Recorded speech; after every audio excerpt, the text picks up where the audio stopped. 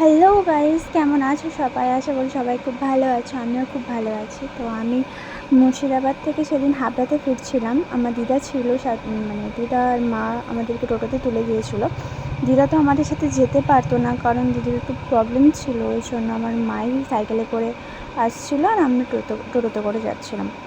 তো তারপর আমরা স্টেশনে এসে দেখি খুব একটা লোকজন ছিল না, কারণ অনেকটাই সকাল। যাই হোক, তো আমি দেখতে পাচ্ছ যে আমার মা চলে এসছে। মা ওখানে বসে আছে। মার প্রচণ্ড গরম লাগছিলো, ওই জন্য মা বসে আছে। তো সাথে তো মা যেত না, আমি আর আমার বোন আর মাসি যাচ্ছিলাম। অনেকক্ষণ ওয়েট করছিলাম ট্রেনের, বাট ট্রেনটা আসছিলো না। আমাদের ট্রেন ছিল 7:49-এ।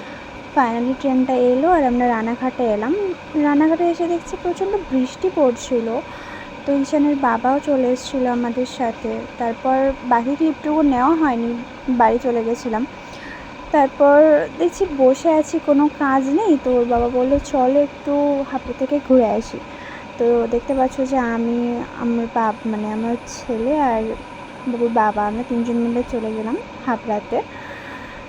যার পর কিছু কেনাকাটা ছিল আমাদের, যেগুলো কমপ্লিট করে আমরা আবার বাড়ি ফিরছিলাম। তবে আবার নেক্সট ভিডিওতে চেষ্টা করব আরও অনেক ভিডিও দেওয়ার। তো এখনকার জন্য টাটা গাইস।